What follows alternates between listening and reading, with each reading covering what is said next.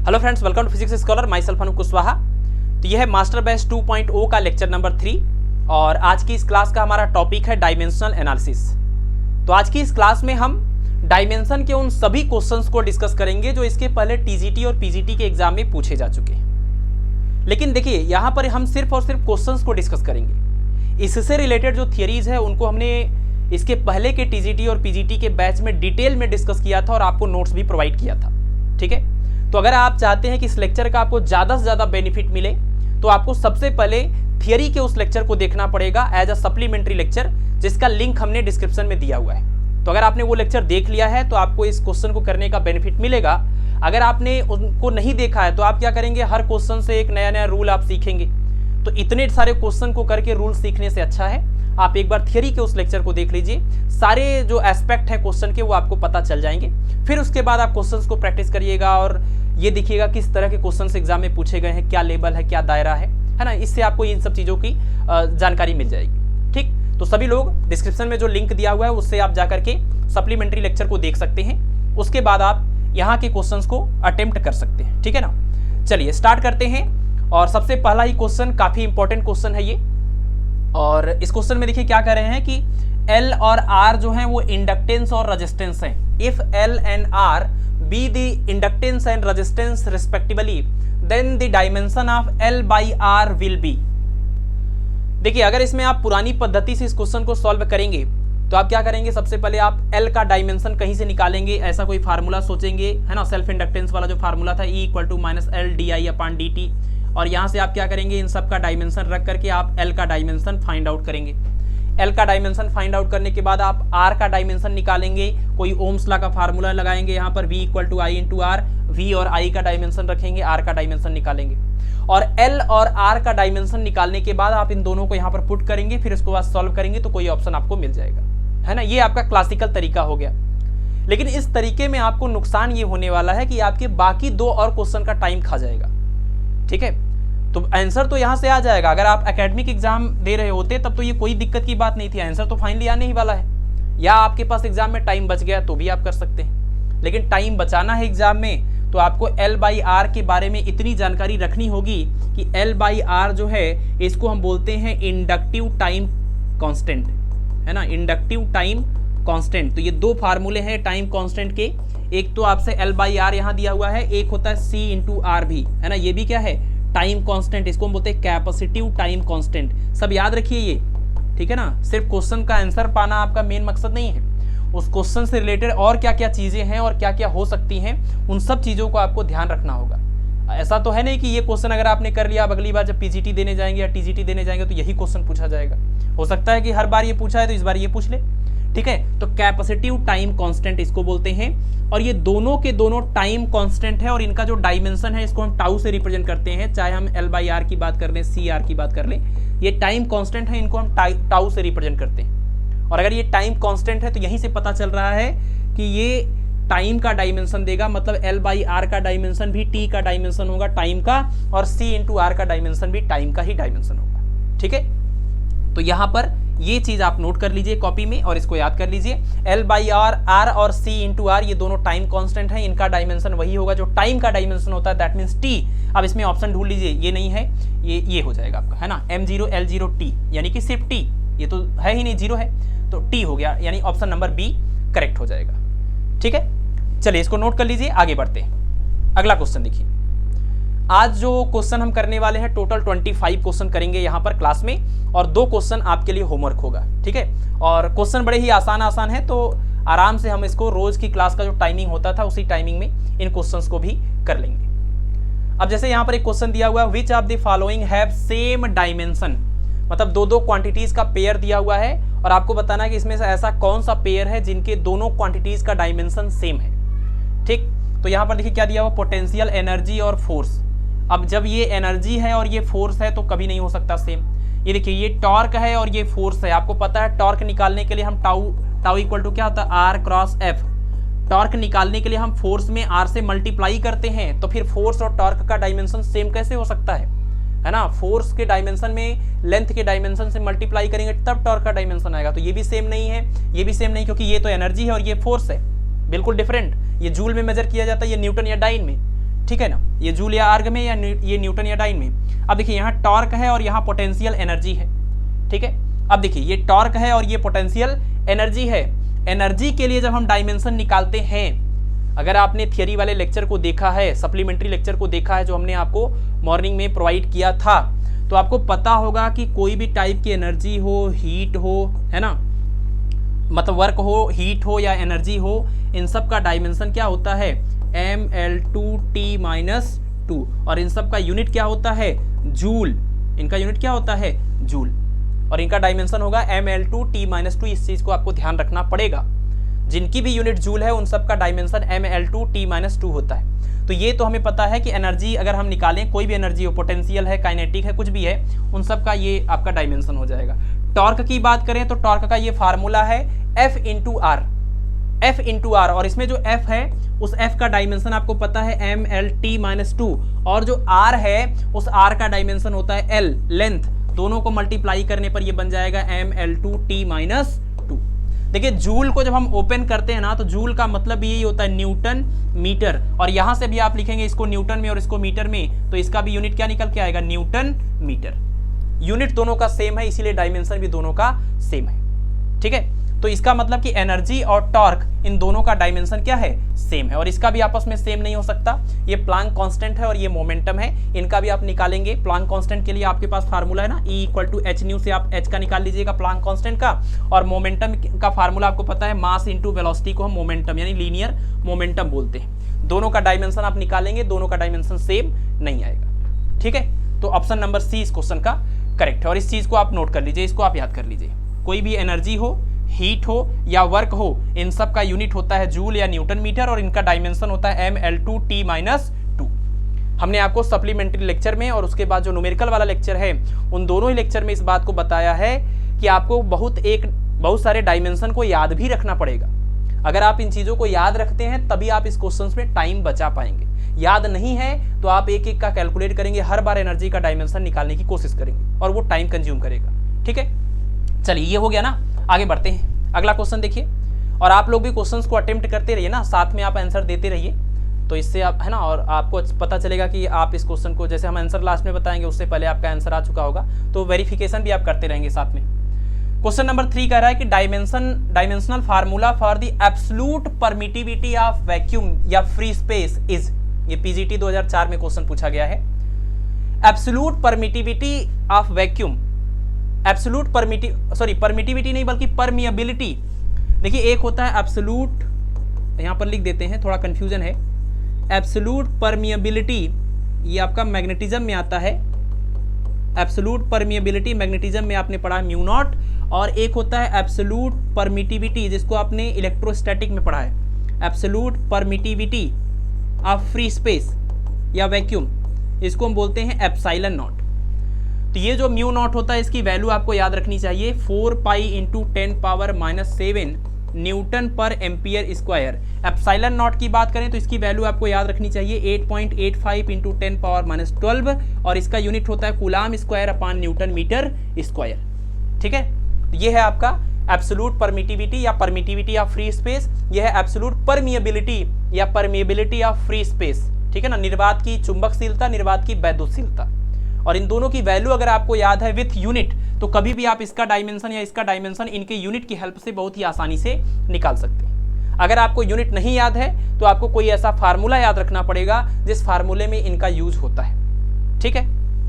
तो हमें क्या करना है, इसी एब्सोल्यूट परमिएबिलिटी का डायमेंशन निकालना था, और हमने देखा कि इसका जो यूनिट है वो है न्यूटन अपॉन एम्पियर स्क्वायर, तो हम इसी यूनिट की हेल्प से इसका डायमेंशन निकाल सकते हैं।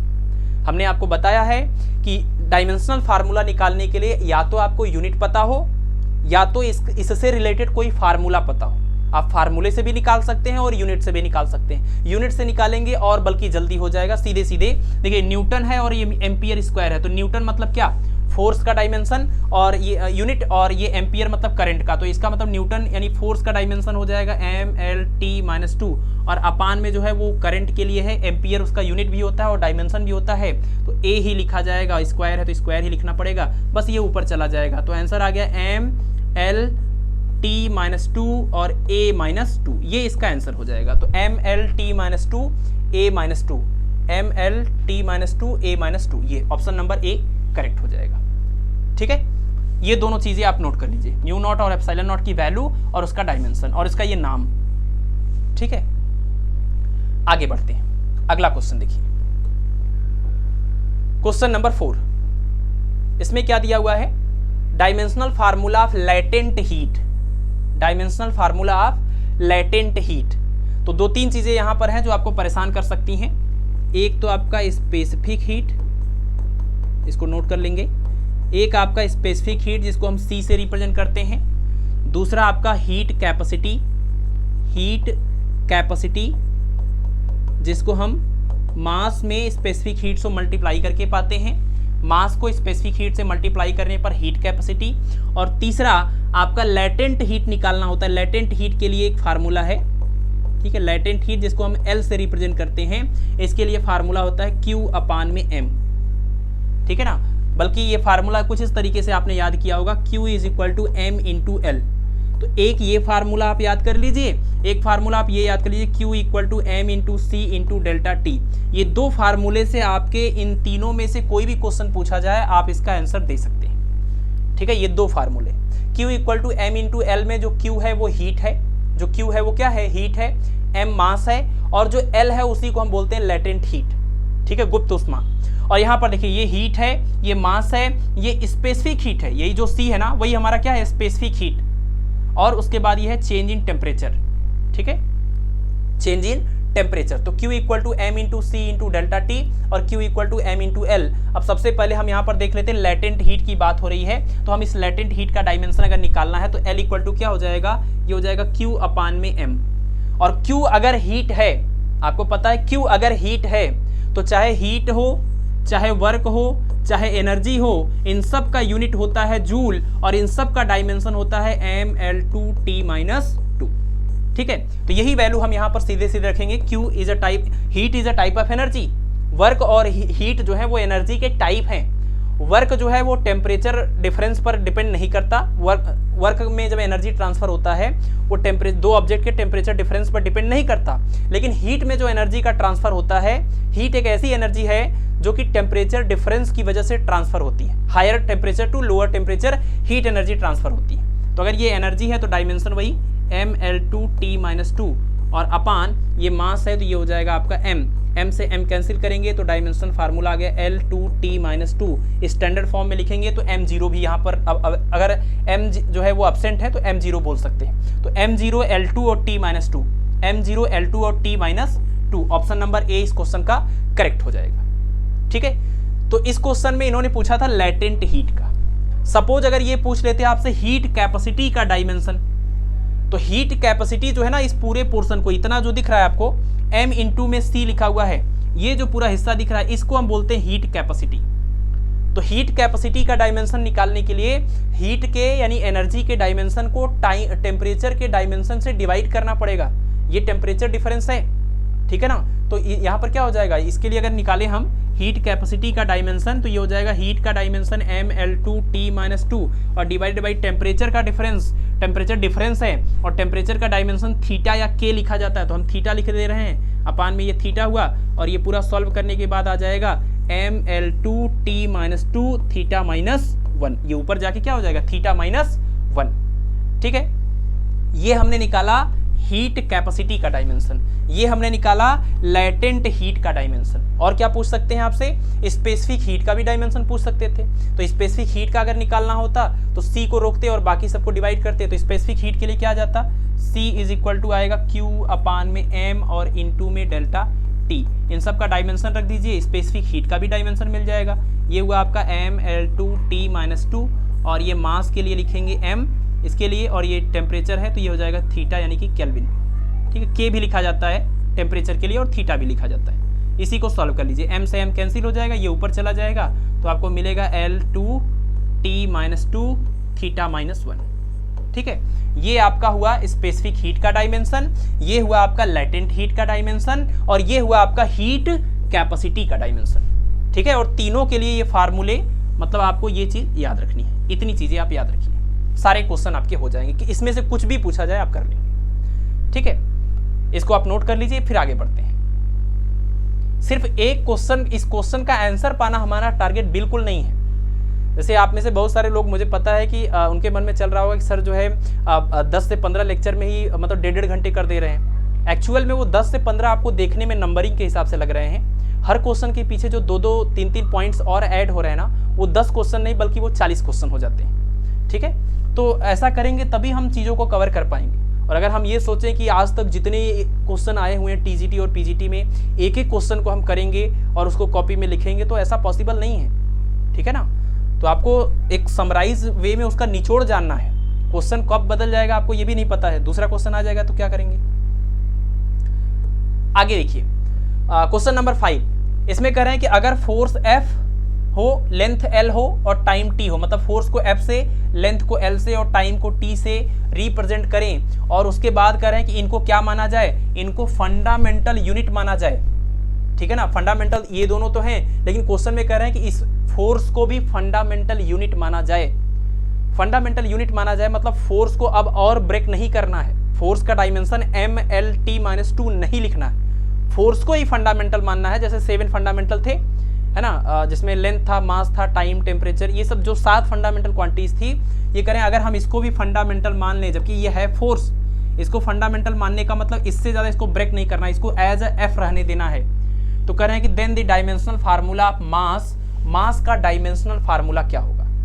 ठीक है, तो देखिए आपको पता है कि फोर्स का अगर हम डायमेंशनल फार्मूला लिखें, फोर्स का डायमेंशनल फार्मूला लिखें तो ये होता है MLT-2, और क्वेश्चन में कहा जा रहा है कि जो फोर्स है उसको F से रिप्रेजेंट करिए और इसको फंडामेंटल यूनिट की तरह ट्रीट करिए, इसको ऐसे ही रहने दीजिए, इससे ज़्यादा इसको ब्रेक करने की कोशिश नहीं करना है। तो ये आ गया MLT-2, तो यहाँ से हमें M का डायमेंशन मिल जाएगा, और M का डायमेंशन क्या निकल के आएगा, M will be equal to F/LT-2। ये हो गया आपका डायमेंशनल फार्मूला ऑफ मास या M। तो ये हो जाएगा F की जगह पर F रहेगा और ये दोनों ऊपर जाएंगे तो L-1 हो जाएगा और T+2 हो जाएगा। ठीक है, यानी आप ये जो फार्मूला यूज करते हैं, force is equal to mass into acceleration, उसमें आपको क्या करना है, मास का डायमेंशन अगर निकालना है तो आपको फोर्स और एक्सेलरेशन का डायमेंशन रखना होगा। तो आपने यही किया है कुल मिला के कि M इक्वल टू F/A किया है। F को F रहने देंगे, और यानी इसको आपको नहीं ब्रेक करना, और A को जो है लिखना है LT-2, है ना, यही चीज़ है। और इसी को ऊपर ले जाकर के सॉल्व करेंगे तो बन जाएगा F/L-1 और T-2।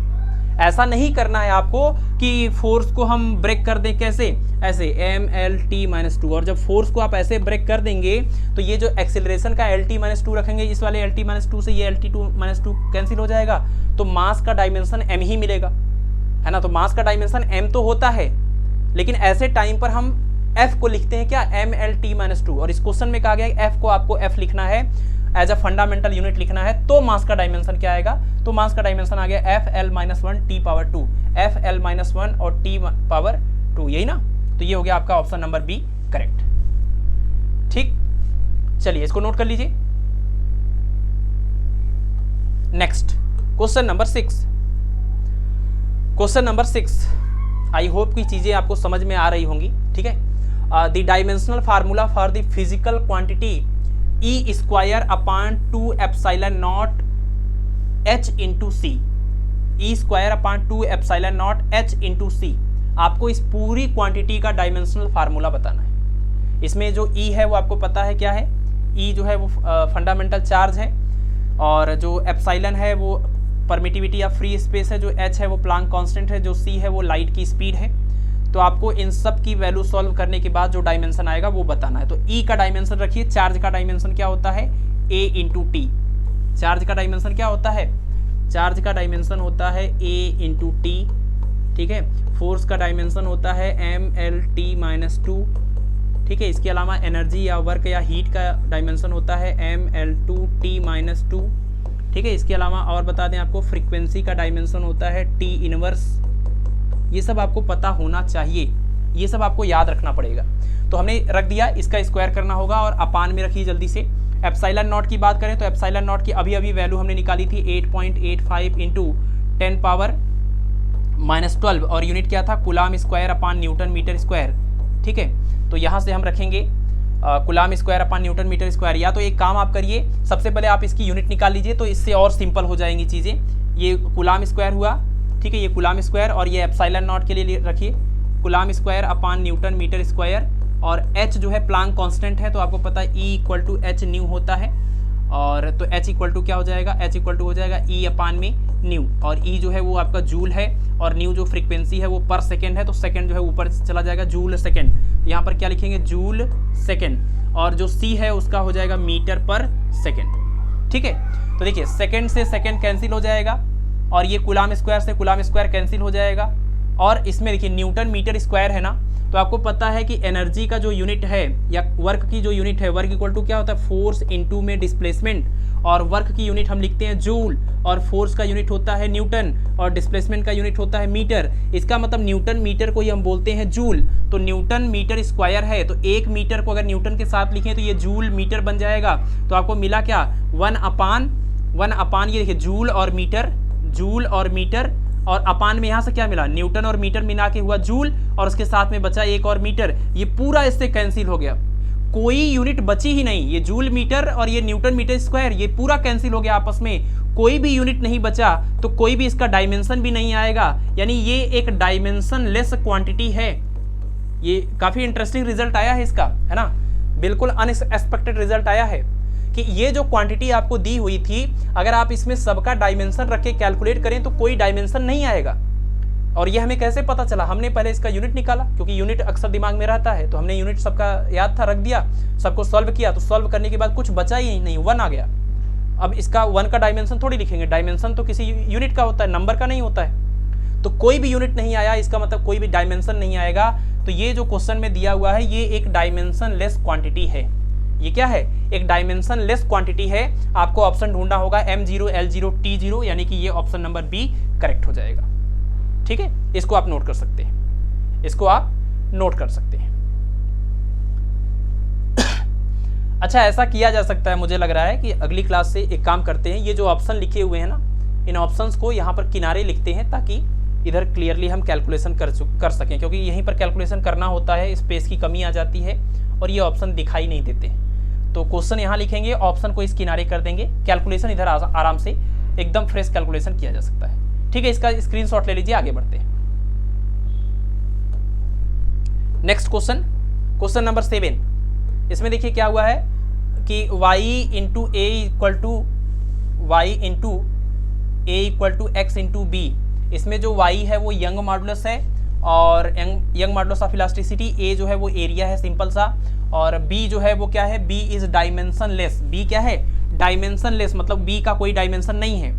Then the dimension of x is, अगर आपको ये जो इक्वेशन दिया हुआ है y into A equal to X into B, इसमें एक तो b का कोई डायमेंशन है नहीं, तो इससे कोई दिक्कत है नहीं, और आपसे जो x है उसी का डायमेंशन पूछा गया, तो x का डायमेंशन किसके ऊपर डिपेंड करेगा, y इंटू ए के डायमेंशन पर, क्योंकि इसका तो कोई डायमेंशन ही नहीं है। अगर इसका कोई डायमेंशन होता तो ये भी डिवाइड करता, इसका भी डायमेंशन डिवाइड करता, लेकिन ये डायमेंशन लेस क्वांटिटी है, तो जो हमारा x का डायमेंशन होगा वो इस b के ऊपर बिल्कुल डिपेंड नहीं करने वाला, ये डायमेंशन लेस क्वांटिटी हो गई, तो y और a को मल्टीप्लाई करिए, x का डायमेंशन आ जाएगा, तो dimension of x equal to y into A के डायमेंशन पर ये डिपेंड करेगा, और जो y है उसको हम बोलते हैं क्या, young modulus of elasticity. Young modulus of elasticity का फार्मूला होता है क्या, स्ट्रेस, है ना, longitudinal stress upon longitudinal strain, और लॉन्गिट्यूडनल स्ट्रेस का फार्मूला होता है फोर्स पर यूनिट एरिया, और लॉन्गिट्यूडनल स्ट्रेन का फार्मूला होता है change in length upon initial length, ठीक है ना। ये आपका लॉन्गिट्यूडनल स्ट्रेस और ये लॉन्गिट्यूडनल स्ट्रेन, और ये आ गया आपका यंग मॉडुलस ऑफ इलास्टिसिटी। तो y जो है ना, उसकी जगह पर अगर हम देखें तो हम क्या लिख सकते हैं, f अपान ए और divided by l upon l, तो हम डायमेंशन की बात कर रहे हैं, तो f अपान ए और divided by small l upon capital l, और ये इनटू में हो गया a। अब देखिए इस a से ये a कैंसिल, और ये भी लेंथ है और ये भी लेंथ है, तो जो भी इनका डायमेंशन होगा वो आपस में कैंसिल हो जाएगा। या आपको ये बात पता ही होगा कि स्ट्रेन जो है इसका अपना कोई डायमेंशन नहीं आता, ये डायमेंशन लेस क्वांटिटी है, स्ट्रेन जो है वो डायमेंशन लेस क्वांटिटी है, क्योंकि सेम टाइप की क्वांटिटीज का ये रेशियो होता है, change in length upon initial length, change in volume upon initial volume, ये दोनों का ऊपर और नीचे न्यूमरेटर और डिनोमिनेटर में डायमेंशन सेम होने की वजह से ये स्ट्रेन एक डायमेंशन लेस क्वांटिटी है। कई बार तो आपको स्ट्रेन का डायमेंशन पूछा जाता है, तो आप इसको ध्यान रखें। कई बार तो सवाल यही पूछा गया कि स्ट्रेन का डायमेंशन क्या होता है, और ऑप्शन में 4 ऑप्शन दे दिया जाएगा। तो आप ध्यान रखिए कि आपका जो स्ट्रेन है ये सेम तरह की क्वांटिटी का रेशियो होता है, इसीलिए ये डायमेंशन लेस है। आपका जो एंगल है ये भी एक डायमेंशन लेस क्वांटिटी है। आपका जो सॉलिड एंगल है ये भी एक डायमेंशन लेस क्वांटिटी है। ध्यान रखिए ये सभी के सभी क्या हैं, डायमेंशन लेस क्वांटिटी हैं। ठीक, तो स्ट्रेन भी डायमेंशन लेस है, तो यहाँ से कोई डायमेंशन आएगा नहीं, इससे ये कैंसिल हो गया। तो जो x का डायमेंशन आएगा वो सिर्फ और सिर्फ f की वजह से आएगा, और f जो है वो फोर्स है, तो x का डायमेंशन हो जाएगा फोर्स का ही डायमेंशन mlt-2, mlt-2, यानी कि ऑप्शन नंबर डी जो है वो करेक्ट हो जाएगा। ठीक है, तो इस इक्वेशन को आपको सिंप्लीफाई करना था। तो नेक्स्ट क्वेश्चन है question number 8, the SI unit of free space permittivity epsilon naught is, यानी ये जो एप्सिलॉन नॉट है, इस एप्सिलॉन नॉट का हमें क्या बताना है, एसआई यूनिट बताना है। तो आपको पता है ये फार्मूला, ये तो हमने पीछे अभी वैल्यू भी आपको बताई कि ये आपको याद होना चाहिए। Epsilon naught is equal to होता है 8.85 इंटू 10⁻⁻12, और उसके बाद होता है coulomb square upon newton metre square. ये चीज़ आपको याद होना चाहिए, क्योंकि आपसे एप्सिलॉन नॉट का यूनिट पूछेंगे, आपसे एप्सिलॉन नॉट का डायमेंशन पूछेंगे, कई बार आपसे इसकी वैल्यू पूछेंगे, तो ये चीज़ें आपको ये याद होनी चाहिए। तो एप्सिलॉन नॉट और म्यू नॉट तो आप याद कर लीजिए।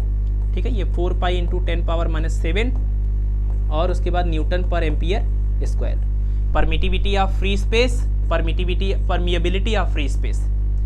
अगर आपको ये चीज़ याद नहीं है जो इस क्वेश्चन में इन्होंने पूछा हुआ है, तो इसके लिए आप कूलाम के फार्मूले का भी इस्तेमाल कर सकते हैं। F is equal to 1/4 pi epsilon naught Q1 Q2 upon R square. अगर आप यहाँ से इसको सॉल्व करेंगे तो आपको एप्सिलॉन नॉट का यूनिट भी मिल जाएगा और डायमेंशन भी मिल जाएगा, लेकिन थोड़ा ये लेंदी प्रोसेस होगा। तो मेरा तो यही सजेशन होगा आपके लिए कि आप इसको सीधे सीधे याद कर लीजिए। ठीक है, तो इसका आंसर हो जाएगा coulomb square upon newton metre square. इसमें ढूंढ लेते हैं coulomb square upon newton metre square, coulomb square plus में और अपान में न्यूटन मीटर स्क्वायर। तो ये देखिए कूलाम स्क्वायर हुआ, और ये न्यूटन नहीं माइनस हो जाएगा। सब गड़बड़ ही है क्या, सब गड़बड़ ही हो गया है ना, इस क्वेश्चन का सारा ऑप्शन गड़बड़ ही है। तो यही करना होगा कि coulomb square upon newton metre square के लिए ये मीटर जो है ये माइनस में करना होगा। तो अब ये दोनों के दोनों माइनस में है, तो ये अपान में जाकर के प्लस हो जाएंगे। ठीक है ना, ऐसा करेंगे तो ये करेक्ट हो जाएगा, नहीं तो आप ऐसा कर लीजिए, इसको प्लस कर लीजिए, तो फिर ये वाला करेक्ट हो जाएगा। तो ये ऑप्शन सारे गलत हो गए थे, इसलिए आप इसको ध्यान रखिए, coulomb square upon newton metre square. ये टाइपिंग में मिस्टेक हुआ है। अगला क्वेश्चन देखिए, question number 9, the dimensional equation of momentum into energy upon force will be. आपको एक इक्वेशन दिया हुआ है, और ये इक्वेशन क्या है, मोमेंटम इनटू एनर्जी, और अपान में क्या दिया हुआ है, फोर्स। मोमेंटम इनटू एनर्जी अपान में फोर्स। आपको इसकी हेल्प से क्या निकालना है, इस पूरे इक्वेशन का आपको निकालना है डायमेंशन। तो इसके लिए आपको मोमेंटम का डायमेंशन, एनर्जी और फोर्स सबका डायमेंशन यहाँ पर रखना होगा। ठीक है, सिंपल सा तरीका है। मोमेंटम के लिए आपको फार्मूला पता है, मास इंटू वेलोसिटी, वेलोसिटी का डायमेंशन पता होगा LT-1, मास के लिए m, तो mLT-1, ये हुआ लीनियर मोमेंटम का डायमेंशन। एनर्जी हो कोई भी, या हीट हो या वर्क हो, आपको पता है सबकी यूनिट जूल होती है, और सबका डायमेंशन mL2T-2 होता है, रट लीजिए इसको। और फोर्स की बात करें तो force equal to mass into acceleration के अकॉर्डिंग ये आ जाता है mLT-2। तो इन सब का डायमेंशन अगर हम यहाँ पर रख दें तो इस पूरे इक्वेशन का डायमेंशन, इसको कुछ x नाम दे दें तो निकल जाएगा। तो ये हो गया आपका मोमेंटम यानी कि mLT-1, और उसके बाद एनर्जी का डायमेंशन मल्टीप्लाई करेंगे, एनर्जी का dimension mL2T-2 divided by force का जो है वो है mLT-2। सॉल्व कर लीजिए, ये देखिए m और l से m और l कैंसिल हो जाएगा, और T-2 यहाँ पर है और T-2 यहाँ पर है, ये भी इससे कैंसिल हो जाएगा। अब यहाँ से बचा mL2 और यहाँ से बचा T-1, तो mL2 और T-1 ये हुआ इस पूरे इक्वेशन का, जिसको हमने x नाम दिया है, इस पूरे इक्वेशन का डायमेंशनल फार्मूला mL2 T-1। तो mL2 और T-1 कहाँ है, mL2 T-1, ये ऑप्शन नंबर सी करेक्ट हो जाएगा। ठीक है, चलिए इसको नोट कर लीजिए, अगले क्वेश्चन की ओर बढ़ते हैं। काफ़ी आसान है, डायमेंशन तो आपको पता है वैसे भी, बट ये है कि लगभग हर जो टीजीटी पीजीटी के एग्जाम होते हैं मिनिमम आपको 2 क्वेश्चन तो मिल ही जाएंगे डायमेंशन, यूनिट और डायमेंशन से रिलेटेड। ठीक है, तो इसलिए आसान भले ही है, लेकिन ये आपको बहुत ही फायदा करा देता है एग्जाम में। अगले क्वेश्चन में करें डायमेंशनल फार्मूला पावर। पावर का डायमेंशन निकालना है तो पावर का formula P equal to W/T, rate of, है ना, रेट ऑफ वर्क डन जो होता है उसी को हम पावर बोलते हैं, या रेट ऑफ कंज्यूम्ड एनर्जी जो होती है उसका जो रेट होता है उसको पावर बोलते हैं। तो एनर्जी है, ये वर्क है, तो इसका हो जाएगा mL2T-2, और अपान में है टाइम तो इसका हो जाएगा T, और ये T ऊपर जाके माइनस बनेगा तो mL2 और T-3, ये हो गया पावर का dimension, mL2T-3, mL2T-3, option number C correct हो जाएगा। अगला क्वेश्चन देखिए, अगला क्वेश्चन क्या है, question number 11, dimensional formula for thermal conductivity. ये थोड़ा सा स्पेशल है ये फार्मूला, ये क्वेश्चन काफी इंपॉर्टेंट है, इसको आप ध्यान रखें। थर्मल कंडक्टिविटी का डायमेंशनल फार्मूला आप तब तक नहीं निकाल पाएंगे जब तक आपको इससे रिलेटेड कोई फार्मूला नहीं पता होगा, क्योंकि इसका यूनिट तो याद होने से रहा। तो इसके लिए आप फार्मूला, ये आपने पढ़ा होगा थर्मोमेट्री में, आपने पढ़ा होगा कि कंडक्शन वाले पार्ट में, कि जब ये कोई एक सॉलिड कंडक्टर होता है और उसका एक साइड जो है, इसका टेम्परेचर अगर हम θ1 ले लें, दूसरे वाले का टेम्परेचर θ2, और इसकी जो लेंथ है वो L है, और इसका जो एरिया ऑफ क्रॉस सेक्शन है वो A है, तो इसमें से जो हीट फ्लो होता है उस हीट का फार्मूला क्या है, Q is equal to KA θ1 minus θ2 upon L और इंटू में T, है ना। T टाइम में कितना हीट इसमें से फ्लो होगा उसका ये फार्मूला होता है, और इसी फार्मूले में ये जो K है वही है आपका क्या, थर्मल कंडक्टिविटी। यही क्या है, थर्मल कंडक्टिविटी। इस फार्मूले के बारे में आपको 2-3 बातें और बता देते हैं। जब इस फार्मूले में हम Q को T से डिवाइड कर देते हैं, Q को T से डिवाइड कर देते हैं, इसको हम H से रिप्रेजेंट करते हैं, ठीक है ना, इसको हम H से रिप्रेजेंट करते हैं। तो रेट ऑफ फ्लो ऑफ जो हीट है इसको हम क्या बोलते हैं, थर्मल करेंट, ठीक है ना, थर्मल करेंट या हीट करेंट, हीट करंट बोलते हैं इसको, हीट करंट। और यहाँ पर देखिए अगर हम इसमें एक काम करें कि θ1 माइनस θ2 अपान L को देखें, तो θ1 minus θ2 upon L is equal to, ये देखिए change in temperature upon length, और लेंथ के साथ किसी भी चीज़ का जब चेंज होता है तो उसको हम ग्रेडियंट बोलते हैं। इसका नाम है टेम्परेचर ग्रेडियंट, टेम्परेचर ग्रेडियंट, ठीक है, टेम्परेचर ग्रेडियंट इसको बोलेंगे। तो यहाँ से हमें एक्चुअल में K का निकालना है, थर्मल कंडक्टिविटी का डायमेंशन निकालना है, तो बाकी जितने भी टर्म यहाँ दिख रहे हैं सबका डायमेंशन रखना होगा। तो K का डायमेंशन मिलेगा कैसे हमें, यहाँ से हम निकालते हैं, K इक्वल टू पहले निकालना पड़ेगा, K इक्वल टू कितना हो जाएगा, ये हो जाएगा Q इंटू में L, और बाकी पूरा डिवाइड में आ जाएगा क्या, A होगा, और θ1 माइनस θ2 होगा, और उसके साथ में T भी होगा। Q जो है उस Q का डायमेंशन, Q हीट है तो इसका डायमेंशन क्या हो जाएगा, वही एनर्जी का जो होता है mL2T-2, ये जो L है वो लेंथ है तो इसका डायमेंशन L हो जाएगा, और ये जो A है वो एरिया है तो L⁻² डायमेंशन हो जाएगा। ये θ1 माइनस θ2 टेम्परेचर का डिफरेंस है तो इसका डायमेंशन टेम्परेचर का ही होगा, चाहे थीटा लिखें चाहे K लिखें, और ये T जो है, ये जो T है वो टाइम है तो इसका डायमेंशन क्या हो जाएगा, T हो जाएगा। इसी को सॉल्व कर लेंगे तो थर्मल कंडक्टिविटी K का डायमेंशन मिल जाएगा, और थर्मल कंडक्टिविटी K का जो डायमेंशन है वो क्या हो जाएगा, यहाँ से आप देख लीजिए, कुछ सिंप्लीफाई करते हैं, L2 से L2 कैंसिल हो जाएगा, और ये T⁻1 ऊपर जाके -2 और -1 -3 बन जाएगा, और थीटा ऊपर जाके माइनस हो जाएगा। तो K का डायमेंशन हमें मिलेगा क्या, M, और उसके बाद L तो कहीं बचा नहीं कोई, ये एक L बचा हुआ है, और T पावर यहाँ से बनेगा -3, और थीटा ऊपर जाके बनेगा θ⁻1। अगर आपके क्वेश्चन में थीटा की बजाय K भी दिया रहता ऑप्शन में, तो हम इस टेम्परेचर के लिए थीटा की बजाय K डायमेंशन भी यूज करते हैं, तो हम उसको रख देते हैं। तो फिलहाल हम मिलाते हैं mL_T-3 और θ-1, तो mL_T-3 और θ-1 यानी कि ऑप्शन नंबर सी जो है वो करेक्ट हो जाएगा, ठीक है ना, ऑप्शन नंबर सी जो है वो करेक्ट हो जाएगा। चलिए, तो ये फार्मूला आप याद कर लीजिए, और इस फार्मूले से बहुत सारी चीजें निकल के आ रही हैं, और आगे के चैप्टर में आप पढ़ेंगे कई सारे न्यूमेरिकल इसके ऊपर आते हैं, तो आप इसको सॉल्व कर सकते हैं वहां से, है ना, इस फार्मूले का यूज करके, ठीक है। चलिए आगे बढ़ते हैं क्वेश्चन नंबर 12 की तरफ। क्वेश्चन नंबर 12 देखिए, van der Waals gas equation, van der Waals gas equation P + A/V², V - B = RT। तो आपको इसमें बताना है कि इसमें ये जो A नाम का कांस्टेंट है उस A का जो है यूनिट क्या है, ठीक है ना, यहाँ यूनिट लिखा जाएगा, the unit of A is, A का आपको यूनिट बताना है यहाँ पर। पहली बात तो आप याद रखिए कि वंडरवाल गैस इक्वेशन जो होता है इसको हम रियल गैस इक्वेशन भी बोलते हैं। ये रियल गैसेस के लिए यूज किया जाता है। गैसेस की दो कैटेगरी होती है ना, एक रियल गैस होती है और एक आइडियल गैस होती है। आइडियल गैसेस वो होती हैं जो हर टेम्परेचर और प्रेशर पर, है ना, हर कंडीशन में जो गैस के लॉज हैं उन सभी, जैसे Boyle's law, Charles law, pressure law, इन सभी लॉज को जो हर कंडीशन में फॉलो करें उनको हम आइडियल गैस बोलते हैं। ठीक है ना, बाकी जो बच गए वो सब रियल गैस हैं। तो रियल गैस के लिए ये इक्वेशन होता है, रियल गैस के लिए इक्वेशन होता है P + A/V² into V - B is equal to RT। ये रियल गैस के लिए है। आइडियल गैस के लिए ये इक्वेशन क्या है, P, सिर्फ यहाँ P और यहाँ सिर्फ V, मतलब रियल गैस में ये इतना प्लस करना होगा प्रेशर में और वॉल्यूम में इतना माइनस करना होगा, जबकि आइडियल गैस में सिंपल सा PV इज इक्वल टू क्या, RT। ठीक, तो ये आपका रियल गैस इक्वेशन है जिसको हम वैन डर वाल गैस इक्वेशन बोलते हैं। ये हमारा आइडियल गैस इक्वेशन है, इसको हम बोलते हैं आइडियल गैस इक्वेशन। ठीक है, रियल गैस इक्वेशन और आइडियल गैस इक्वेशन। ये जो फार्मूला है इसके ऊपर बार बार क्वेश्चन पूछा जाता है। A और B जो है इनका यूनिट पूछा जाता है, इनका डायमेंशन पूछा जाता है।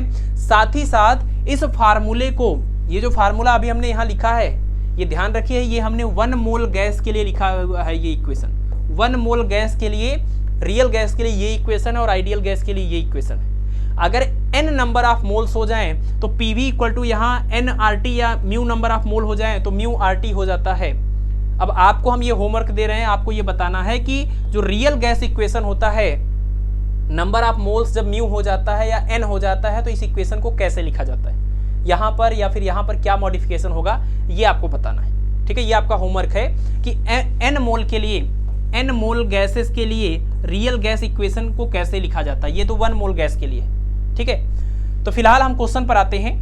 P + A/V² V - B equal to RT में आपको A का डायमेंशन पता करना हो या यूनिट पता करना हो, कॉन्सेप्ट एकदम सिंपल सा है। हमने आपको बताया है, सप्लीमेंट्री लेक्चर अगर आप देखेंगे तो उसमें पता चलेगा आपको कि एक होता है प्रिंसिपल ऑफ होमोजेनिटी। ठीक है ना, प्रिंसिपल ऑफ होमोजेनिटी। और प्रिंसिपल ऑफ होमोजेनिटी क्या कहता है, प्रिंसिपल ऑफ होमोजेनिटी ये कहता है कि किसी भी इक्वेशन में जो भी दो क्वांटिटीज का सम या डिफरेंस हो रहा हो उनका नेचर सेम होता है। जैसे यहाँ पर वॉल्यूम में V को माइनस किया जा रहा है, इसका मतलब जिस नेचर का ये है उसी नेचर का ये है। जैसा इसका यूनिट या डायमेंशन होगा वैसा ही इसका यूनिट और डायमेंशन होगा। सेम नेचर वाली क्वांटिटीज को ही हम ऐड या सब्ट्रैक्ट करते हैं, डिफरेंट नेचर वाली क्वांटिटीज को हम ऐड या सब्ट्रैक्ट नहीं करते। तो यहाँ पर आप देखिए पहले पार्ट से पता चल रहा है P को और A/V² को, इन दोनों को हम प्लस कर रहे हैं, इसका मतलब P का नेचर और A/V² का नेचर सेम है। यहाँ पर V का नेचर और B का नेचर सेम है।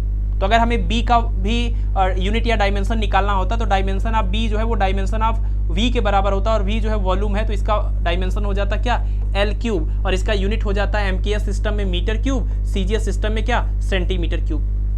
इसी तरह से यहाँ इन दोनों का प्लस हो रहा है तो इसका नेचर और इसका नेचर सेम होगा।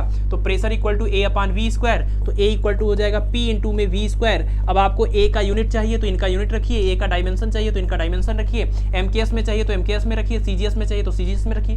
तो यहाँ सारे ऑप्शन जो दिए हुए हैं सब CGS सिस्टम के हैं। तो हम क्या करते हैं, यहाँ पर CGS सिस्टम में इनके यूनिट रखते हैं, हमें यूनिट निकालना है। और प्रेशर का फार्मूला होता है फोर्स अपॉन एरिया, है ना, इंटू में ये V²। अब ये फोर्स जो है वो आपका डाइन में हो जाएगा CGS सिस्टम में। CGS सिस्टम में फोर्स की यूनिट डाइन होती है और एरिया का हो जाएगा सेंटीमीटर²। वॉल्यूम का यूनिट क्या हो जाएगा, वॉल्यूम का हो जाएगा सेंटीमीटर क्यूब, लेकिन वॉल्यूम का यहाँ पर स्क्वायर है तो सेंटीमीटर का भी होल स्क्वायर हो जाएगा, तो सेंटीमीटर⁻6 हो जाएगा। तो सेंटीमीटर⁻6 सेंटीमीटर⁻2, इससे जब आप इसको कैंसिल करेंगे तो यहाँ बचेगा सेंटीमीटर⁻4। कुल मिला के मिला क्या, डाइन इंटू सेंटीमीटर⁻4। ये हो जाएगा स्मॉल a जो यहाँ पर है कांस्टेंट, इस कांस्टेंट का यूनिट हो जाएगा। तो डाइन इंटू सेंटीमीटर⁻4 यानी कि ऑप्शन नंबर A करेक्ट हो जाएगा। और आपको इसके साथ क्या ध्यान रखना है, प्रिंसिपल ऑफ होमोजेनिटी, उसी मेथड से उसी को यूज करते हुए ये हमने लिखा हुआ है कि P इक्वल टू A/V², मतलब P का यूनिट या डायमेंशन A/V² की यूनिट या डायमेंशन के बराबर। सिमिलरली V का यूनिट या डायमेंशन B का यूनिट या डायमेंशन आपस में बराबर होगा। ठीक है, नोट कर लीजिए, स्क्रीनशॉट ले लीजिए। अगला क्वेश्चन देखते हैं, क्वेश्चन नंबर 13। क्वेश्चन नंबर 13 में क्या है, इफ ईटा, ये देखिए ईटा है, eta is ml-1 t-1 whose नहीं होगा यहाँ पर, where v is velocity, a is area, t is time, then which of the following is correct. अगर आपको ईटा का यहाँ पर दिया हुआ डायमेंशनल फार्मूला, अब कह रहे हैं कि अगर v को वेलोसिटी कहें, a जो है वो एरिया है, t जो है वो टाइम है, तो इसमें से आपको बताना इन चारों में से ऐसा कौन सा इक्वेशन है जो करेक्ट है। करेक्ट कोई भी इक्वेशन कब होता है आपको पता है, जब आपने एप्लीकेशन ऑफ डायमेंशन या यूजेज ऑफ डायमेंशन पढ़ा था तो 3 यूज हमने बताया था। सबसे पहला तो आपका कन्वर्जन वाला था, एमकेएस सिस्टम से सीजीएस में या सीजीएस से एमकेएस में इंटर कन्वर्ट करने के लिए, इंटरचेंज करने के लिए हम डायमेंशन का यूज करते हैं। दूसरा आपने देखा था फार्मूले को इस्टेब्लिश करने के लिए, यानी फार्मूले का डेरिवेशन करने के लिए। कोई भी एक फिजिकल क्वांटिटी किस किस क्वांटिटी के ऊपर डिपेंड करती है, अगर हमें सिर्फ इतना पता चल जाए तो हम उसका फार्मूला बना सकते हैं। ठीक है, ये दूसरा एप्लीकेशन था। और तीसरा एप्लीकेशन क्या था, कोई भी फार्मूला करेक्ट है या नहीं है उसके करेक्टनेस की हम जांच कर सकते थे डायमेंशन का यूज करके। और करेक्टनेस की जांच करने का तरीका क्या था कि कोई भी फार्मूले के लेफ्ट हैंड साइड का डायमेंशन निकालिए और राइट हैंड साइड का डायमेंशन निकालिए। अगर दोनों डायमेंशन सेम आते हैं तो वो फार्मूला करेक्ट होगा, नहीं तो वो फार्मूला करेक्ट नहीं होगा। तो सवाल में कह रहे हैं कि कौन सा करेक्ट है, तो सबका डायमेंशन निकालिए, जिसका डायमेंशन दोनों साइड का सेम आ गया वो करेक्ट है, अगर कोई सेम नहीं आया तो कोई करेक्ट नहीं है। सबसे पहले हम यहाँ से चलते हैं, इसका तो दिया ही है सवाल में, ये तो दिया ही है, यहाँ से निकालना होगा। एरिया ये है ए, एरिया L⁻², ये वेलोसिटी है और ये टाइम है, ये वेलोसिटी का चेंज है और ये टाइम का चेंज है। तो वेलोसिटी के लिए होगा LT-1 और टाइम के लिए होगा t। इसको सॉल्व करने के बाद क्या ये आ रहा है, ईटा के डायमेंशन के बराबर आ रहा है। तो देखिए L⁻³ हुआ और ये T⁻⁻² हुआ, और ये जो डायमेंशन है वो ईटा के डायमेंशन के बराबर नहीं है। इसका मतलब ये वाला फार्मूला करेक्ट नहीं है। करेक्ट होता तो ये डायमेंशन बिल्कुल ईटा के डायमेंशन के बराबर आता, लेकिन नहीं आया। यहाँ पर आ जाइए, 1 एरिया है यानी 1/L⁻² अगर कर दें, और dV/dt मतलब वेलोसिटी, यानी कि वेलोसिटी मतलब क्या LT-1 और t मतलब टेम्परेचर, सॉरी टाइम, तो ये t ऊपर जाएगा, t-1 बनेगा, ये l ऊपर एक l से एक l कैंसिल होके ये क्या बना L-1 और ये बना t-2। और अभी भी ये ईटा के डायमेंशन के बराबर नहीं है, ये फार्मूला भी इनकरेक्ट है। यहाँ पर आइए, यहाँ पर इसका तो ईटा का पता है, a का निकालिए, a मतलब एरिया यानी L⁻² और t ये टाइम है, और वेलोसिटी का यहाँ नीचे LT-1 हो जाएगा, L से एक L कैंसिल हो जाएगा, एक L ऊपर बचेगा और ये T ऊपर जाके प्लस हो जाएगा, तो T⁻² बन जाएगा। और अभी भी ये ईटा के डायमेंशन के बराबर नहीं है, यानी ये फार्मूला भी करेक्ट नहीं है।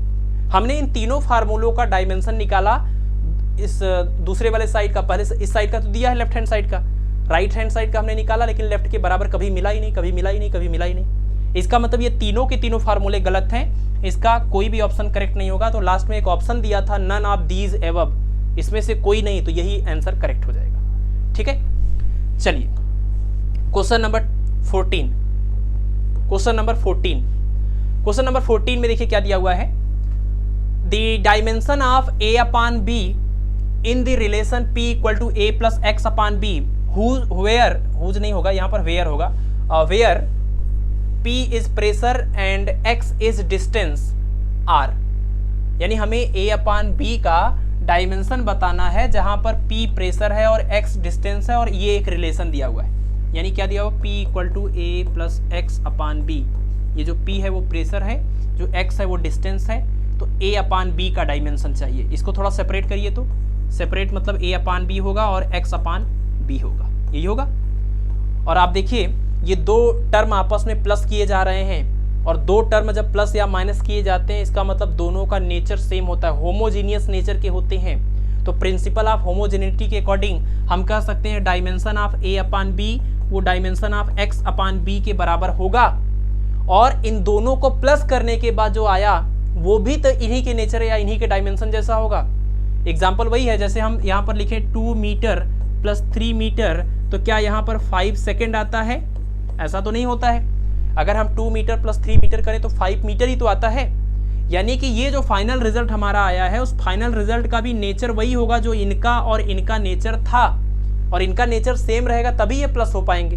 और प्लस होने के बाद न्यूमेरिकल वैल्यू चेंज होती है, नेचर नहीं चेंज होता है, डायमेंशन या यूनिट चेंज नहीं होता है।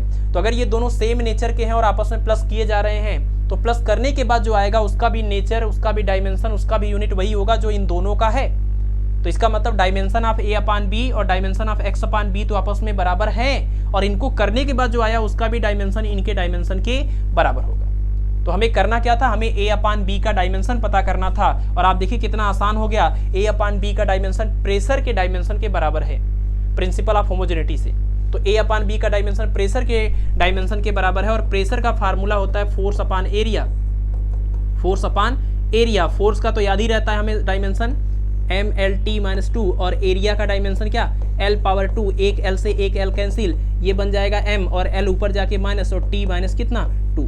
ये हुआ डायमेंशन ऑफ क्या a अपान b। तो a अपान b का डायमेंशन ml-1 t-2।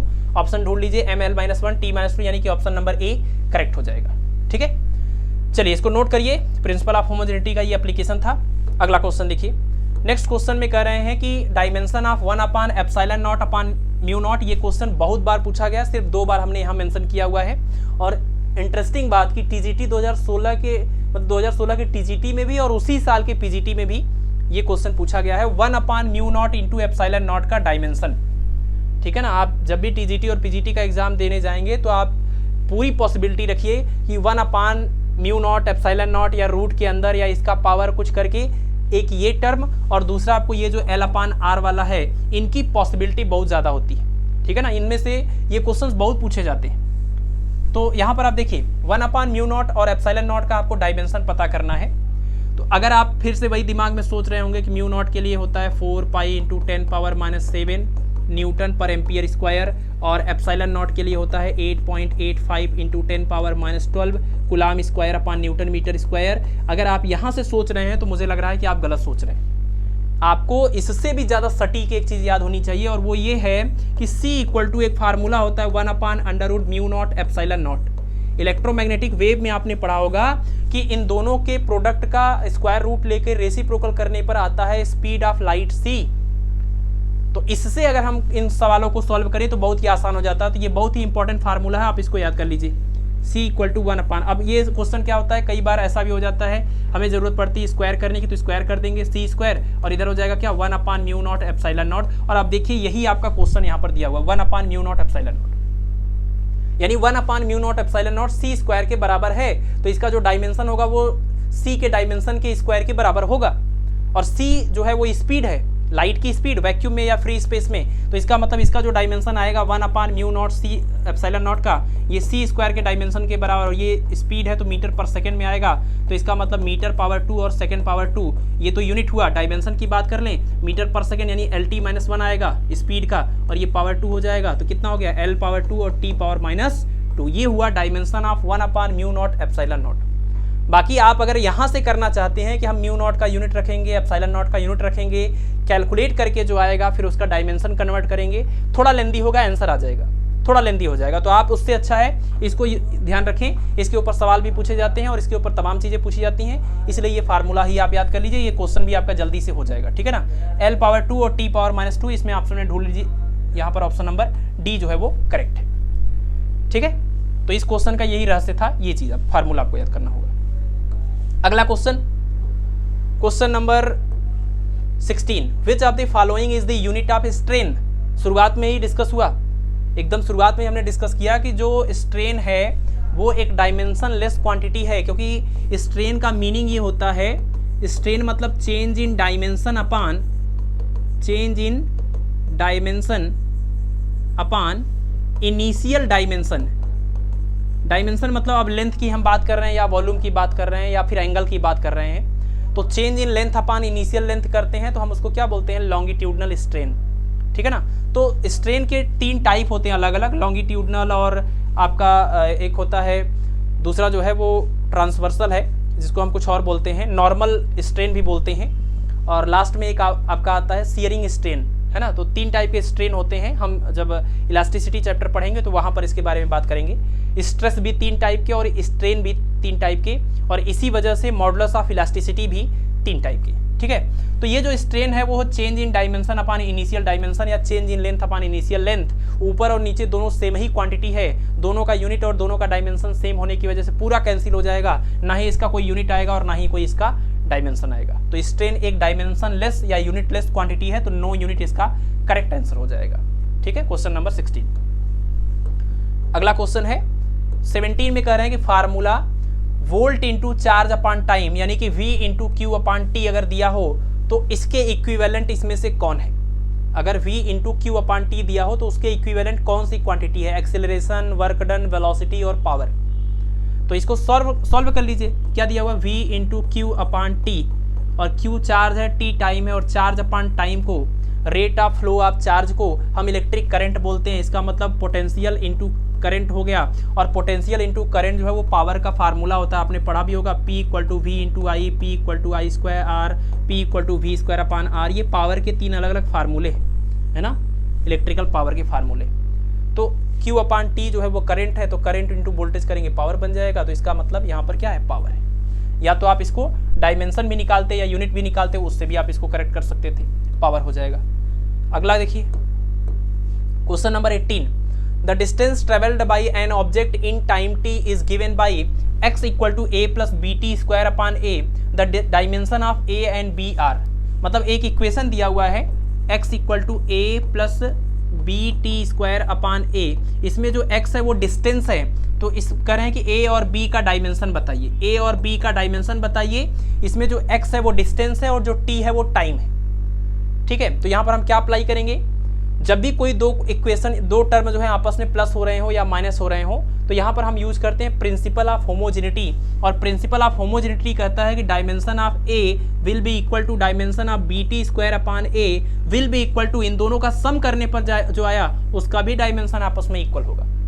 तो यहाँ से अगर हम इसको आपस में इक्वल करें तो हमें एक रिलेशन मिल जाएगा, उसके बाद हम चाहे इसको आपस में इक्वल कर लें, चाहे इसको आपस में इक्वल कर लें, हमें दूसरा रिलेशन मिल जाएगा। तो सबसे पहला आप यहाँ से देख लीजिए कि डायमेंशन ऑफ x जो है वो डायमेंशन ऑफ a के बराबर है, और जो x है वो है डिस्टेंस, तो डिस्टेंस का डायमेंशन लेंथ यानी कि l, तो a का डायमेंशन आ गया x का डायमेंशन, दैट मीन्स l।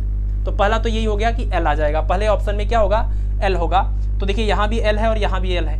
अब दूसरा ये लें कि ये लें, अब ये नहीं पता है, तो इसके लिए हमें आगे बढ़ना पड़ेगा। और आगे हम बढ़ के क्या कर सकते हैं, यहाँ से देखिए, यहाँ से हम इनको आपस में बराबर कर सकते हैं। इनको जब आपस में बराबर करेंगे तो क्या मिलेगा, dimension of a equal to dimension of B T square upon a। इसको इधर मल्टीप्लाई करिए, b को इसमें डिवाइड करिए, तो आपको मिलेगा डायमेंशन, सॉरी टी स्क्वायर को डिवाइड करिए, तो b इक्वल टू मिलेगा dimension of a square upon dimension of T square. और डायमेंशन ऑफ a जो है वो l है, तो यहाँ हो जाएगा l स्क्वायर, और अपान में क्या, टी स्क्वायर, और ये टी स्क्वायर को ऊपर ले जाएंगे तो बनेगा ये एल स्क्वायर और टी पावर -2। ये हो गया आपका b का डायमेंशन, और ये हुआ आपका a का डायमेंशन। तो ऑप्शन ढूंढ लीजिए, ये है आपका a, और L2 T-2 ये हो गया ऑप्शन, ये मतलब b का डायमेंशन। तो ऑप्शन नंबर a जो है वो करेक्ट हो जाएगा, ठीक है। तो कुछ भी नहीं करना था, सिर्फ प्रिंसिपल ऑफ होमोजेनिटी आपको यूज करना है, इस क्वेश्चन का आंसर आ जाएगा। स्क्रीनशॉट ले लीजिए, आगे बढ़ते हैं, ठीक है। Next question, question number 19, what is the dimension of coefficient of viscosity. ये भी एक काफी थोड़ा मुश्किल और इंपॉर्टेंट क्वेश्चन है। कोफिशिएंट ऑफ विस्कोसिटी, इसको आपने जब आपने विस्कोसिटी वाला टॉपिक पढ़ा होगा उसमें आपने पढ़ा होगा फ्लूइड मैकेनिक्स में, नहीं तो हम आगे जब क्वेश्चंस करते करते आगे पहुंचेंगे तो इस चैप्टर में पहुंचेंगे तो डिटेल में बात करेंगे। लेकिन कोफिशिएंट ऑफ विस्कोसिटी का फार्मूला आपको याद होना चाहिए, तभी आप इन क्वेश्चंस को सॉल्व कर सकते हैं। तो कोफिशिएंट ऑफ विस्कोसिटी को हम लोग ईटा से रिप्रेजेंट करते हैं, और ईटा का डायमेंशन निकालने के लिए ईटा से रिलेटेड कोई फार्मूला आपको याद होना चाहिए। कोई भी फार्मूला दिमाग में आ जाए तुरंत आप उससे सॉल्व कर लीजिए। F = 6 pi eta R V, अगर ये फार्मूला आपको याद है, इस फार्मूले को हम बोलते हैं स्टोक्स फोर्स, स्टोक्स लॉ बोलते हैं, स्टोक्स लॉ। कोई स्फीरिकल बॉडी किसी विस्कस मीडियम के अंदर जब गिरती है तो उसके ऊपर जो फोर्स लगता है उसको हम स्टोक्स फोर्स बोलते हैं, और इस लॉ को हम स्टोक्स लॉ बोलते हैं। तो ये फार्मूले में आपको मिलता है कोफिशिएंट ऑफ विस्कोसिटी ईटा, और इसमें फोर्स का डायमेंशन पता है, आर रेडियस का डायमेंशन पता है, वी वेलोसिटी का डायमेंशन पता है, आप इसको निकाल सकते हैं। इसके अलावा विस्कस फोर्स का एक और formula F = -eta A delta V by delta x, ये भी एक फार्मूला होता है। इससे भी आप ईटा का डायमेंशन निकाल सकते हैं। इसमें आपको फोर्स, एरिया, वेलोसिटी ग्रेडियंट का डायमेंशन पता है, तो आप ईटा का डायमेंशन निकाल सकते हैं। तो आपकी चॉइस है, आप जो भी फार्मूला लें, लेकिन मेरे हिसाब से ये आपके लिए आसान पड़ेगा। तो ईटा इक्वल टू इसमें क्या बनेगा, F/6 पाई R और V। तो यहाँ से हम ईटा का डायमेंशन निकाल लें, फोर्स का हो जाएगा MLT-2, और 6 और पाई नंबर है, कांस्टेंट है, डायमेंशन लेस कांस्टेंट है, कोई डायमेंशन नहीं होगा। R लेंथ है, L हो जाएगा, V वेलोसिटी है, LT-1 हो जाएगा। तो इसको सॉल्व कर लीजिए, इससे ये कैंसिल हो गया, L ऊपर जाएगा, T ऊपर जाएगा, तो मिलेगा क्या, यहाँ से M और L-1, ये ऊपर जाके प्लस हुआ, -2 + 1 -1 T-1। इसका मतलब डायमेंशन क्या आ गया, ML-1 और T-1, ML-1 और T-1, ये हुआ कोफिशिएंट ऑफ विस्कोसिटी ईटा का डायमेंशनल फार्मूला। अब आपके लिए चॉइस है कि आप इनमें से जो भी आपके दिमाग में आ जाए पहले उससे आप कैलकुलेशन स्टार्ट कर दीजिए, आपको आंसर मिल जाएगा, ठीक है ना, क्योंकि बाकी जितने भी टर्म इसमें दिख रहे हैं उन सब का डायमेंशन आपको पता होगा। ठीक है, आगे बढ़ते हैं। अगला क्वेश्चन देखिए, क्वेश्चन नंबर 20, बस 4-5 क्वेश्चन और हैं। Question number 20, physical quantities which have same units are. अब इसमें देखिए पेयर फिर से दिया हुआ है और किनका यूनिट या डायमेंशन आपस में सेम होता है आपको वो बताना है। फोर्स अलग चीज़ है, वर्क अलग चीज़ है, क्योंकि work equal to force into displacement होता है। तो फोर्स में डिस्प्लेसमेंट मल्टीप्लाई करेंगे तब वर्क आता है, ना ही यूनिट सेम होगा ना ही डायमेंशन। मतलब अगर एक भी सेम नहीं हुआ तो दूसरा भी सेम नहीं होगा। तो यूनिट या डायमेंशन इनका सेम आपस में बिल्कुल नहीं है। प्रेशर की बात करें, स्ट्रेन की बात करें, स्ट्रेन आपको पता है कि डायमेंशन लेस क्वांटिटी है, pressure equal to force upon area होता है, इसका अपना डायमेंशन आएगा। तो दोनों सेम कैसे हो सकते हैं? यहाँ पर देखिए प्रेशर है और ये वॉल्यूम है। वॉल्यूम का डायमेंशन आपको याद ही होगा, ये मीटर क्यूब यानी एल क्यूब होता है। और प्रेशर के लिए फोर्स अपान एरिया करेंगे, फोर्स में तो एम भी आ जाएगा, एम एल टी माइनस 2। तो एम यहाँ आया नहीं लेकिन इसमें एम आ रहा है, तो ये भी सेम नहीं हो सकते। अब बचा जो ऑप्शन है वही बिल्कुल करेक्ट है और आप इसको याद भी किए होंगे। प्रेशर और स्ट्रेस के बारे में हमने सप्लीमेंट्री लेक्चर में काफ़ी कुछ बताया है, आप उसको देख लीजिए। तो प्रेशर का फार्मूला होता है फोर्स अपान एरिया और स्ट्रेस का भी फार्मूला ऐसा ही होता है फोर्स अपान एरिया। लेकिन क्या इन दोनों में डिफरेंस है ये हमने उस लेक्चर में आपको डिस्कस किया हुआ है, आप उसको देख लीजिएगा। तो अगर दोनों के फार्मूले एक जैसे हैं, इसमें भी फोर्स है, इसमें भी एरिया है, इसमें भी फोर्स है, इसमें भी एरिया है, तो दोनों के डायमेंशन भी सेम ही आएंगे। ठीक है ना, प्रेशर नहीं दिखाना इसको, स्ट्रेस को ऐसे रहने दीजिए। तो स्ट्रेस का फार्मूला भी फोर्स अपान एरिया और प्रेशर का फार्मूला भी फोर्स अपान एरिया, तो दोनों का डायमेंशन और यूनिट यहाँ से क्या आएगा? सेम आएगा। ठीक, तो इसका मतलब ऑप्शन नंबर बी करेक्ट है। बाकी प्रेशर और स्ट्रेस में क्या डिफरेंस है ये आप इसके लिए सप्लीमेंट्री लेक्चर को देख लीजिए। ठीक है, क्योंकि जो चीज़ बता चुके हैं उसको दोबारा बता के वीडियो को लेंदी करने से कोई फायदा नहीं होगा। Question number 21, Planck's constant has the dimension of. Planck constant की डायमेंशन आपको बतानी है, तो इसके लिए आप ये फार्मूला याद रखिए, E equal to H nu, है ना, E equal to H nu. इस फार्मूले से E इक्वल, ये प्लांक कांस्टेंट है जो H है, तो E equal to H nu से हम H का डायमेंशन बता सकते हैं। ये हो जाएगा E अपान में न्यू। E जो है वो एनर्जी है, जो न्यू है वो फ्रीक्वेंसी है। और फ्रीक्वेंसी का फार्मूला होता है 1 अपान टाइम पीरियड, और टाइम पीरियड एक टाइप का टाइम होता है, तो डायमेंशन T होगा, तो ये ऊपर जाएगा तो क्या बन जाएगा? T power -1। ये फ्रीक्वेंसी का डायमेंशन होता है। और एनर्जी का तो याद ही होगा, mL2T-2, और फ्रीक्वेंसी का क्या रखेंगे? T-1। T-1 ऊपर जाके प्लस होगा और -2 और +1 मिलके -1 बचेगा, तो ये हो गया आपका mL2 और T-1। ये हो गया आपका प्लांक कांस्टेंट H का डायमेंशन। ऑप्शन ढूंढ लीजिए, mL2 T-1। अच्छा सॉरी, इसमें ऐसा इन्होंने कहा है, ये बताना है कि किसके डायमेंशन के इक्विवेलेंट है। ये तो थोड़ा मुश्किल कर दिया इन्होंने। तो पहली बात तो देखिए, एनर्जी को फ्रीक्वेंसी से डिवाइड कर रहे हैं, तो एनर्जी के डायमेंशन के बराबर नहीं हो सकता। फोर्स की बात करें तो फोर्स का तो mL2, इसका mLT-2 होता है, लेकिन इसमें तो ऐसा नहीं है, ये भी नहीं हो गया, है ना, ये भी आपका गलत हो गया। और linear momentum P equal to होता है मास इंटू वेलोसिटी, मास का होता है m और वेलोसिटी का होता है LT-1, तो ये भी नहीं मैच कर रहा है, ये भी नहीं है। इसका मतलब ऑप्शन नंबर डी करेक्ट होगा। हम चेक भी कर लेते हैं इसको सॉल्व करके। एंगुलर मोमेंटम क्या होता है आपको पता है? Angular momentum R cross P को हम एंगुलर मोमेंटम बोलते हैं। लीनियर मोमेंटम के मोमेंट को एंगुलर मोमेंटम बोला जाता है। ये फार्मूला याद कर लीजिए, ये लीनियर मोमेंटम P है, P equal to m into V, और उसको जब हम R के साथ क्रॉस प्रोडक्ट करते हैं तब जो आता है उसको हम एंगुलर मोमेंटम बोलते हैं। किसी बुक में L से, किसी में J से इसको रिप्रेजेंट किया जाता है। तो angular momentum is the moment of linear momentum. Angular moment is the moment of linear momentum. इस बात को आप यहाँ से याद करिए, ये डिफिनीशन भी 1-2 बार पूछा गया, मुझे याद आ रहा है। ठीक है, तो हम यहाँ पर लिख देते हैं डिफिनीशन। ये तो पता ही होगा आपको ना कि डिस्टेंस से मल्टीप्लाई करने पर मोमेंट निकलता है। किसी भी क्वांटिटी में हम डिस्टेंस या लेंथ से जब मल्टीप्लाई करते हैं तो क्या निकलता है? मोमेंट। जैसे मोमेंट ऑफ फोर्स, जैसे मोमेंट ऑफ लीनियर मोमेंटम, है ना। इसी तरह से किसी भी क्वांटिटी को जब लेंथ से डिवाइड करते हैं तो ये क्या निकलता है? ग्रेडियंट। जैसे velocity gradient, temperature gradient, potential gradient, pressure gradient, ये सब क्या है? Change in temperature upon length, है ना, change in velocity upon length, change in pressure upon length. ये सब जो किसी भी चीज़ के चेंज को हम लेंथ के रिस्पेक्ट में मेजर करते हैं उसको हम बोलते हैं क्या? ग्रेडियंट। और किसी भी चीज़ को हम जब लेंथ से मल्टीप्लाई करते हैं तो मोमेंट। ठीक है, ये चीज़ आप ध्यान रखिए, ये चीज़। इसी तरह से एक मोमेंट ऑफ मास भी होता है, मास को r से मल्टीप्लाई करते हैं, मोमेंट ऑफ मास। तो यहाँ पर एंगुलर मोमेंटम क्या है? Angular momentum is the moment of, moment r से मल्टीप्लाई हो रहा है, moment of linear momentum. Angular moment is the moment of linear momentum. ये बात याद रखिए, ये किसी एग्जाम में पूछा गया है, आपकी टीजीटी या पीजीटी में, मुझे ध्यान नहीं है, लेकिन ये पूछा गया है, आप इस बात को ध्यान रखें। दूसरा, यहाँ पर हमें डायमेंशन निकाल के चेक करना है कि क्या ये जो डायमेंशन आया है प्लांक कांस्टेंट का, उतना ही डायमेंशन इसका आएगा कि नहीं आएगा। तो एंगुलर मोमेंटम का डायमेंशन निकालने के लिए हमें मोमेंटम की डायमेंशन, ये मोमेंटम का जो डायमेंशन आया है उसमें r से मल्टीप्लाई करना होगा, यानी लेंथ से मल्टीप्लाई करना होगा। तो लेंथ से मल्टीप्लाई करेंगे तो l पावर 1 मिलके क्या बन जाएगा, l पावर 2। तो ये हो जाएगा m l पावर 2 और t पावर -1, और यही हमारे प्लांक कांस्टेंट का भी डायमेंशन है। इसका मतलब ये बिल्कुल करेक्ट ऑप्शन है, ठीक है। और ये फार्मूला लिख लीजिए, ये डिफिनीशन याद रखिए। अगला question, question number 22, the dimensional formula of surface tension is. ये क्वेश्चन भी पूछा गया है, बार बार पूछा गया है। देखिए टीजीटी 2003 का है ये क्वेश्चन। तो सरफेस टेंशन का आपको डायमेंशन बताना है, तो सरफेस टेंशन का फार्मूला क्या होता है, force upon length, force per unit length, यहीं से आप निकाल लीजिए।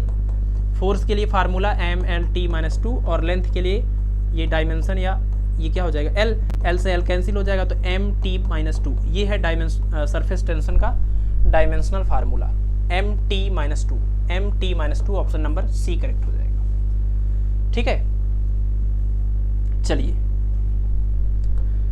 तो स्पीड थोड़ी हमने ज़्यादा रखी है ताकि हम चाह रहे हैं कि वीडियो बहुत ज़्यादा लेंदी ना हो, और जो क्वेश्चंस है वो आप देख ही रहे हैं कितने आसान है, तो कोई इशू नहीं आ रहा होगा आप लोगों के सामने। क्वेश्चन नंबर 23 देख लीजिए, dimension of velocity gradient are same as that of. Velocity gradient का डायमेंशन इनमें से किसके डायमेंशन के बराबर है। सबसे पहले वेलोसिटी ग्रेडियंट का ही डायमेंशन निकाल लेते हैं। वेलोसिटी ग्रेडियंट का मतलब क्या, हमने आपको बताया ग्रेडियंट का मतलब होता है लेंथ के साथ चेंज। तो वेलोसिटी ग्रेडियंट का मतलब change in velocity upon length. अगर पोटेंशियल ग्रेडियंट बोलते तो हम change in potential upon length लिखते। और अगर टेम्परेचर ग्रेडियंट, जैसे कि हमने फार्मूला थर्मल कंडक्टिविटी वाला देखा, तो temperature gradient equal to change in temperature upon length, ठीक है। तो क्या हो जाएगा, ये हो जाएगा आपका चेंज इन वेलोसिटी, यानी कि LT-1, वेलोसिटी ही तो है एक टाइप का, और ये लेंथ की जगह पर हो जाएगा L। इससे ये कैंसिल हो गया, क्या आ गया T-1, और T-1 आपको याद आ रहा होगा, ये जो है फ्रीक्वेंसी का भी डायमेंशनल फार्मूला है, क्योंकि फ्रीक्वेंसी इक्वल टू 1 अपॉन क्या होता है, time period. Frequency equal to 1 upon time period, और टाइम पीरियड एक टाइप का टाइम है, तो डायमेंशन T होगा, और अपॉन में है तो ऊपर जाके -1 हो जाएगा। यानी कि वेलोसिटी ग्रेडियंट का डायमेंशन फ्रीक्वेंसी के डायमेंशन के बराबर है या सेम है, ठीक है। तो ऑप्शन नंबर बी इस क्वेश्चन का करेक्ट हो जाएगा। आगे बढ़े, अगला क्वेश्चन देखिए। अगला क्वेश्चन ये सेव करना होगा, 20 पेज हो गए, ठीक है।